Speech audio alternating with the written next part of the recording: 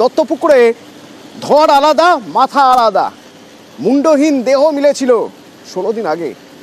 তো সেই মুন্ডু কোথায় না হদিশ পাওয়া যায়নি। 3 জন অ্যারেস্ট হয়ে গেছে। অনেক কিছু জানতে পেরেছে তদন্তকারীরা। খুনের মোটিভ কেন না চুরি করতে একসঙ্গে, বখরা নিয়ে সমস্যা, তার মধ্যে একজন নাকি যাকে খুন করা হয়েছে সে নাকি খবরি হয়ে গিয়েছিল, এরকম আরো অনেক তথ্য, সম্পর্কের টানাপোড়েন, এসব কিছু রয়েছে। সব মোটিভ পাওয়া যাচ্ছে, সব পাওয়া যাচ্ছে, কিন্তু মুন্ডুর খোঁজ মিলছিল না।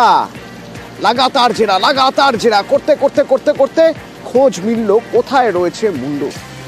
আমার সঙ্গে জিয়াউল রয়েছেন, সরাসরি বলতে পারবেন। জিয়াউল, এখনো পর্যন্ত জেরায় কি জানা যাচ্ছে, কোথায় এসে মুন্ডু?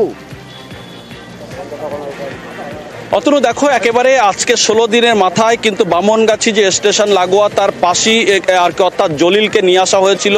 অর্থাৎ ঘন্টা দুয়েক আগে জলিল এবং জলিলের স্ত্রী অর্থাৎ সুপিয়াকে দুজনকে নিয়ে আসা হয়েছিল। তারা কিন্তু পুলিশকে স্বীকার করেছে তারাই খুন করেছেন। অর্থাৎ তাদেরকে নিয়ে এসে প্রথমে অর্থাৎ মালিয়াকুলের যে কৃষিক্ষেত্রের পাশে তাদের অর্থাৎ কাটা হয়েছিল, মাথা কাটা হয়েছিল, সেখানে নিয়ে যাওয়া হয়। সেখানেই কিন্তু পুলিশকে স্বীকার করেন জলিল এবং তার স্ত্রী সুপিয়া।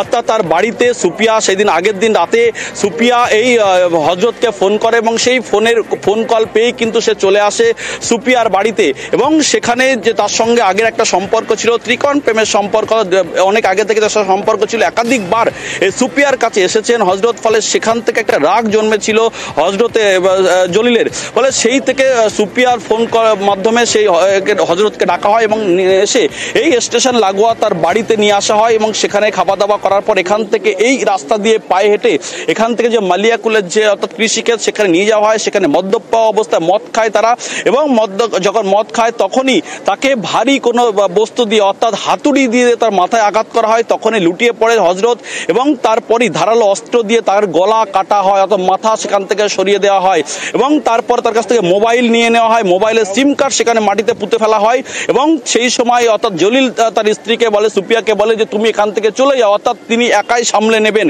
এবং তারপরে সুপিয়া সেখান থেকে চলে আসার পরে হযরতের মাথা নিয়ে একেবারে জলিল সেখান থেকে নিয়ে এসে অর্থাৎ আমি বলবো সাম্যকে একেবারে ঠিক এই আমার বাঁ সাইডে এই যে কচু ক্ষেত রয়েছে, কচু ক্ষেতের এখানেই কিন্তু সে প্যাকেটে করে এখান থেকে ছুঁড়ে ফেলে দেওয়া হয়।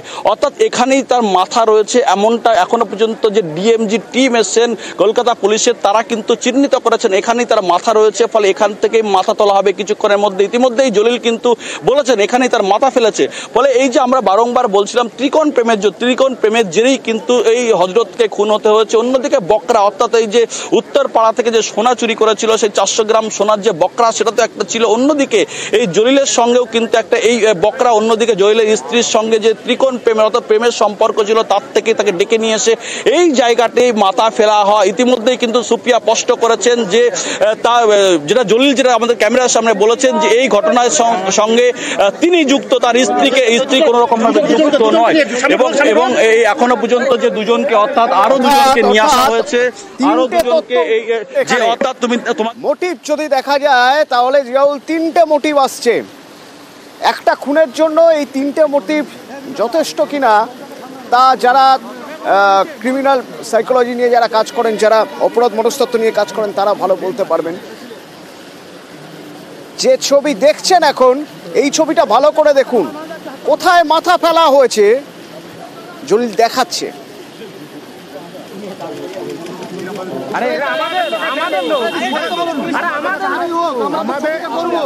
দাবি করছে এই রেলগেট লাগোয়া যে ডোবা এইখানেই সে মাথা ফেলেছে। জেরায় শেষমেশ কবুল করতেই হলো। এতদিন ধরে তদন্তকারীদের মাথা ব্যথা বাড়াচ্ছিল এই মাথা, কাটা মাথা পাওয়া যাচ্ছে না কেন। শেষমেশ লাগাতার জেরায় মুখ খুলেছে। হাতুড়ি দিয়ে প্রথমে মারা হয়, হাতুড়ি বা এরকম ভারী কিছু দিয়ে, তারপর দা দিয়ে গলা কাটা হয়।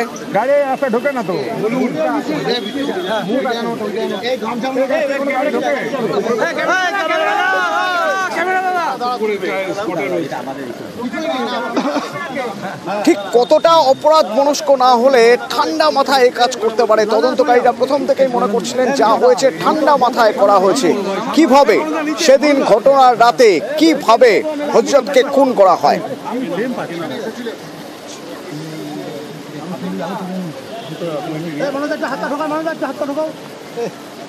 আমি ওই ধারে ভয়তে গিয়ে বসেছিলাম, আমি আর কিছু করিনি। এই আপনাকে ওই মারার পরে জলিল আপনাকে কি কি দিল? ওই দাঁড় হাতুড়িটা দিল, মদের বোতলটা দিয়ে বললো তুমি চলে যাও, আমি পরে মোবাইলটা? আসি। আর মোবাইলটা সিম খুলে দিল। মোবাইল কোথায়? মোবাইল ফেলে দিয়েছি। আর সিম কোথায়? সিম এখানে পোতা আছে। এই দেখাতে পারবেন কি সিমটা কোন জায়গায় পুঁতেছিল? দেখাবো তো লোকগুলোর জন্য তো। ঠিক আছে, সেটা আমরা দেখে নেব। মোবাইল কোথায় ফেলেছে? আপনি ফেলেছেন? নিজের ফেলেছেন? হ্যাঁ। কোথায় ফেলেছেন ওটা দেখাতে পারবেন? নিয়ে যেতে পারবেন? হ্যাঁ, ঠিক আছে, চল। নিয়ে চলো। আর একটা দাটা দাঁড়াও ওখানেই আছে। সেটা আপনি নিয়ে গিয়ে দেখে দিতে পারবেন? হ্যাঁ। তাহলে দার মোবাইল আর এটা আপনি দেবেন, দার মোবাইল আর হাতুড়ি, এই তিনটা জিনিস আপনি দেখাবেন। সিমটা কোথায় ফেলেছিস? সুফিয়ার বক্তব্য শুনলেন। সুফিয়ার হাতে জলিল কি কি ধরিয়ে দিয়েছিল, একটা হাতুড়ি, একটা দা, মোবাইল, সেগুলো কোথায় কিভাবে সরিয়েছে সেসব কিছু জানাচ্ছি। কি হয়েছিল সেদিন রাতে? সুফিয়া ফোন করেছিল, ডেকে নিয়ে আসে হযরতকে। তারপর যেমন একটু জানতে চাইবো, তারপর ঘটনা পরম্পরা এখনো পর্যন্ত তদন্তকারীরা জেরা করে কি বার করতে পারলেন, কি হয়েছিল সেদিন। দেখো অতনু, এই মুহূর্তে কিন্তু তুমি দেখতেই পাচ্ছ স্ক্রিনে একেবারে সাদা পলিথিন প্যাকেটে কিন্তু জলিলকে, অর্থাৎ জলিল কিন্তু সেই মুন্ডুহীন অর্থাৎ মাথার খোঁজ অর্থাৎ তুমি পেলে দেখতে পাচ্ছ তুমি একেবারে জলিল কিন্তু সেই মাথা তুলে নিয়ে আসছে, অর্থাৎ একটি সাদা ব্যাগে করে, কাপড় জড়ানো সাদা ব্যাগে করে কিন্তু সেই মাথা তুলে নিয়ে এলো জলিল। অর্থাৎ জলিলের অর্থাৎ যে হযরতের মাথা কিন্তু এই মুহূর্তে কিন্তু খোঁজ পাওয়া গেল এবং এই মুহূর্তে জলিল কিন্তু তুলে নিয়ে এসছে সেই মাথা। এবং ইতিমধ্যেই কিন্তু হযরতের মা, বাবা এবং এক স্ত্রীকে কিন্তু নিয়ে আসা হয়েছে এবং সেই স্ত্রীকে কিন্তু নিয়ে আসা হয়েছে তাদের সামনে, অর্থাৎ মাথা দেখানো হবে এমনটাই জানা গেছে। ফলে এই মুহূর্তে তুমি দেখতেই পাচ্ছ সেই মাথা নিয়ে আসা হয়েছে। এই মাথা তার আগেই কিন্তু মাথা নিয়ে আসার আগে কিন্তু বেশ কয়েক মিনিট আগে সেখানে কিন্তু নিয়ে আসা হয়, অর্থাৎ হযরতের স্ত্রী, হযরতের বাবা মাকে নিয়ে আসা হয় এবং এই মুহূর্তে মাথা তোলা হয়েছে। তুমি দেখতেই পাচ্ছ মাথা নিয়ে আসা হয়েছে, মাথার খোঁজ কিন্তু এই মুহূর্তে রয়েছে। তুমি দেখতেই পাচ্ছ মাথা কিন্তু নিয়ে আসা হয়েছে, সেই মাথা সাদা মাথার খোঁজ মিলল অবশেষে। হযরতের মাথা ব্যথার কারণ হয়ে দাঁড়িয়েছিল তদন্তকারীদের 16 দিন ধরে লাগাতার জেরা এবং তারপর একের পর এক মোটিভ, সবকিছুর পরও মাথা পাওয়া যাচ্ছিল না। শেষমেশ জেরায় এতদিন পর ভেঙে পড়লো জলিল। সুফিয়া জানালো সেদিন কি হয়েছে। তারপর জলিল দেখিয়ে দিল যে দত্তপুকুরে এই যে এইখানে এই রেল গেটের পাশে এই যে ডোবা, এই ডোবায় মাথা ফেলেছে সে। তারপর পুলিশ হযরতের মা বাবাকে নিয়ে আসে, হযরতের স্ত্রীকে নিয়ে আসে এখানে কিছুক্ষণ আগে এবং জলিল সেই মাথা তুলে নিয়ে আসছে হযরতের। হয়তো এখানে দেখানো হবে হযরতের মা বাবাকে আইডেন্টিফিকেশনের জন্য। যে মাথার খোঁজ পাওয়া যাচ্ছিল না 16 দিন, হযরতের সেই কাটা মাথার খোঁজ মিলল অবশেষে রেলগেটে লাগোয়া এই ডোবা থেকে।